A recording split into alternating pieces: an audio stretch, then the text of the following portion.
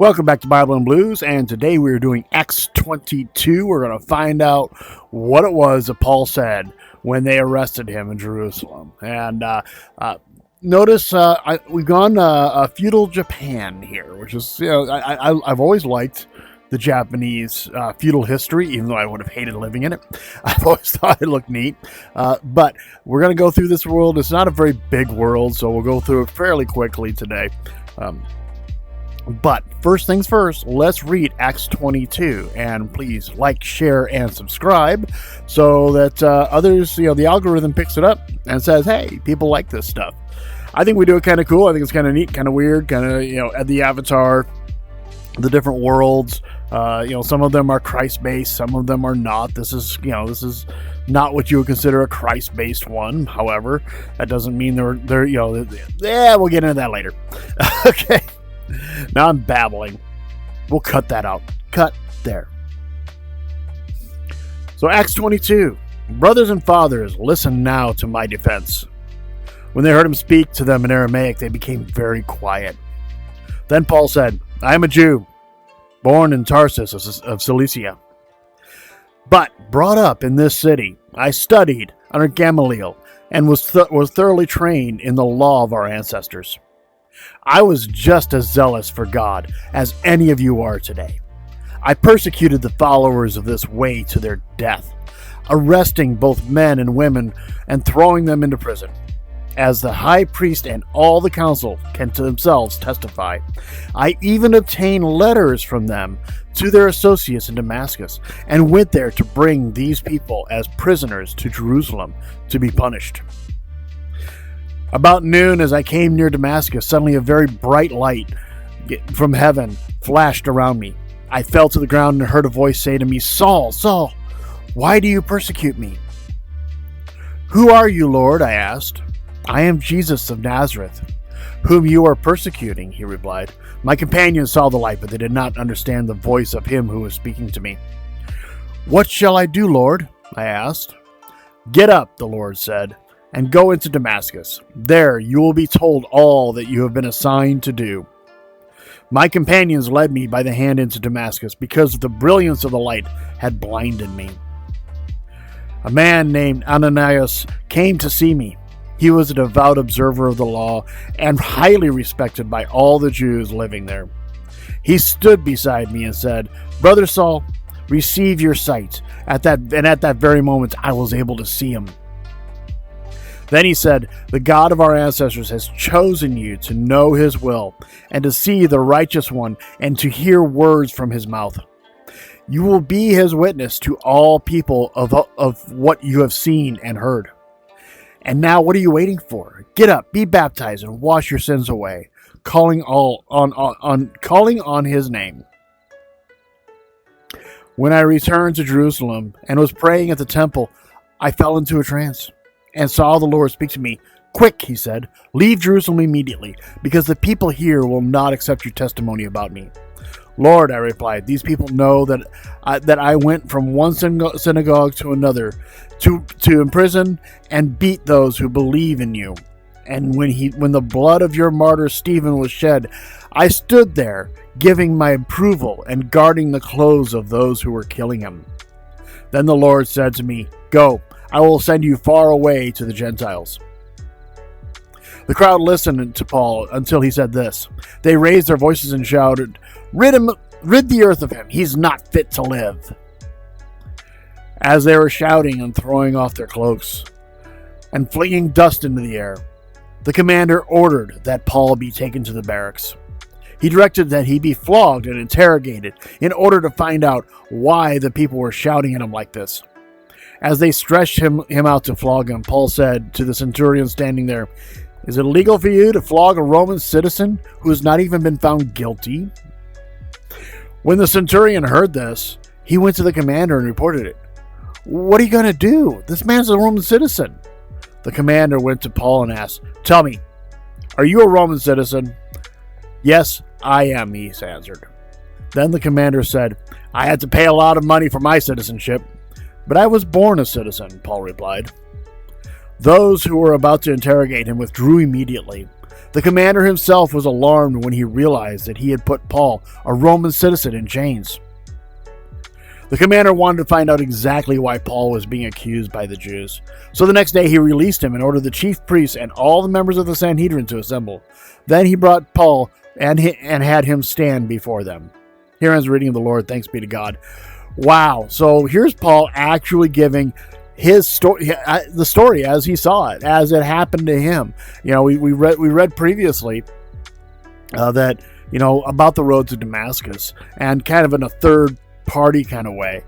This is a direct speaking to it. Of course, we have this translation, of course, but it's still direct speaking as close as we can get to his words without speaking Aramaic, and speaking Greek, which he probably would have spoken Greek as well as Aramaic, because it does say specifically that he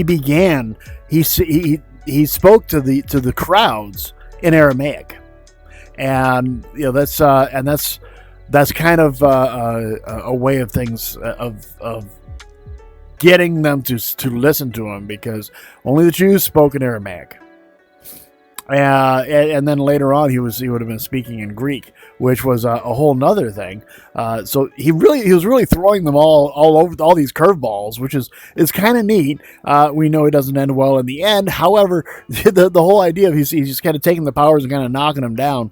And I think later on we'll see it that he is all things to all people, because when he needs to be a Roman citizen, he's being a Roman citizen, as in here.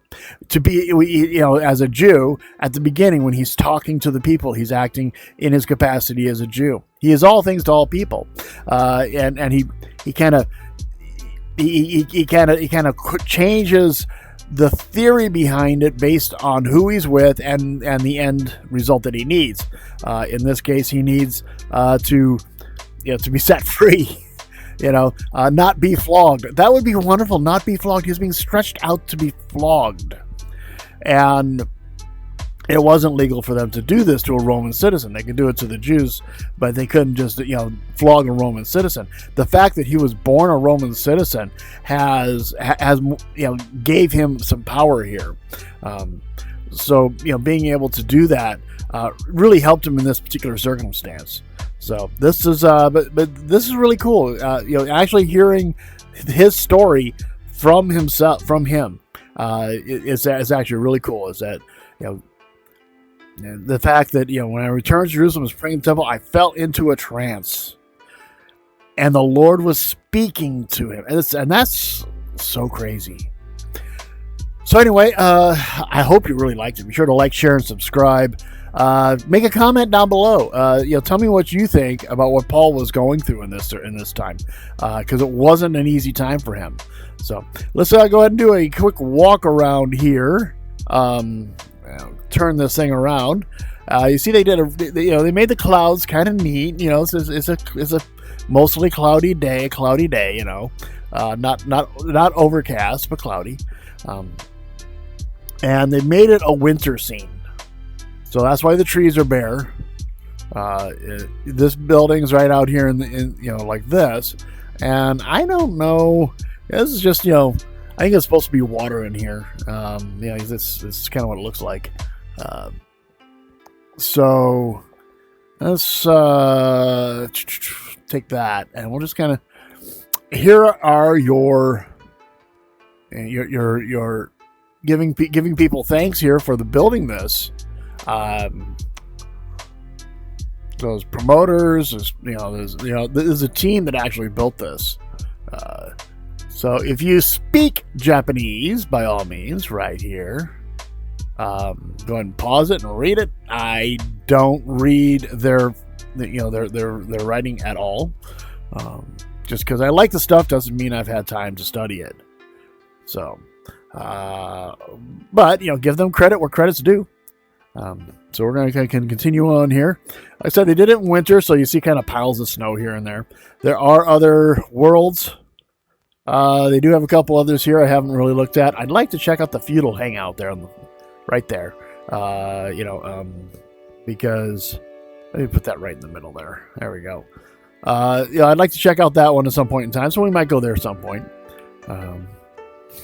So the Japan Shrine old test is there, things like that. You come in here and you have, there's all kinds of really neat things that they put. There's places, many of these places you can put your advertisements and your posters, give support. And other places you can, for probably lower tier supporters, you would get a picture up here. And I think it's really neat that they do that for people. So lower tier does not mean lesser, just so you know. This building here, you can go inside this building here. They didn't furnish it. I don't know. I mean, kind of thinking about the movies I've seen, I think there would have been some furnishings, but not a lot. For different things. There's your place for cooking. You would have had a fire going in there and coals. So there is a bed they put in here, which is kind of neat. But it's a very modern bed, of course, and they even put a laptop right there. A couple of wardrobes. I don't know if this is exactly how it would be. I don't know. You tell me. Here's a nice Zen place, a place where you would come to, kind of focus yourself and relax. It's just very interesting that they put all this effort into this, and I always love these things. And back out to the front. And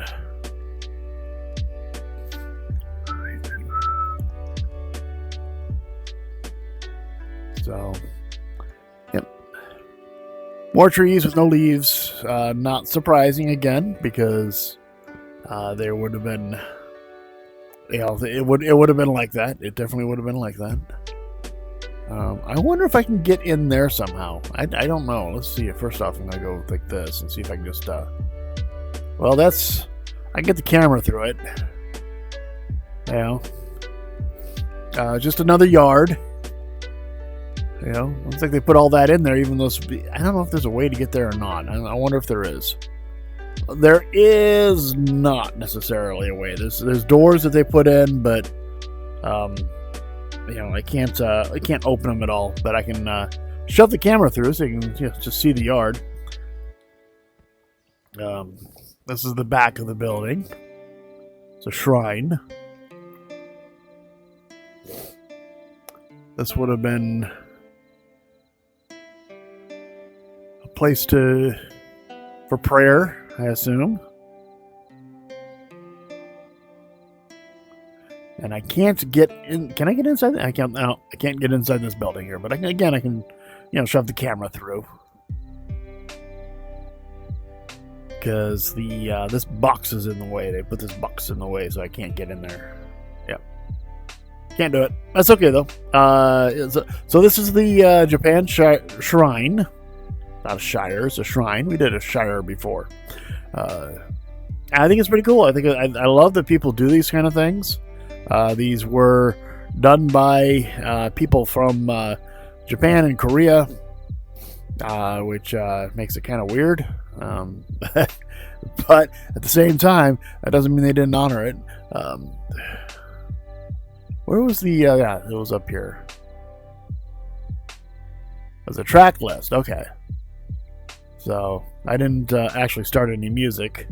There is a live stage. You can turn the sound on. There's a portal. Okay. Do all kinds of things that way. So, but no, encourage you to come check this one out with your friends. Encourage you to build like this if you can, if you know how to, if you have the ability to create in VRChat. I think it's really neat that people have this ability. That's not where my talents lie at all. I can read. Okay, good job, man. You can read, but at least I'm trying to read the right stuff to you. So, and interpret it as best I can. Again, as always, I am not seminary trained. I am in no way, shape, or form, an expert in the material. And hey, I haven't been in there. Okay, this is a table. There's like curtains. This was probably would have been like a restaurant, maybe. So, interesting. Little cubbies and stuff. I don't know if that's how they would have designed it or not. Seems like a kind of weird waste of space. Maybe stuff like that. I don't know. Can you imagine having being in a place that have walls like this, and they have winter? Yeah, I'm just kind of thinking in those terms. So, can you imagine being in a place like that?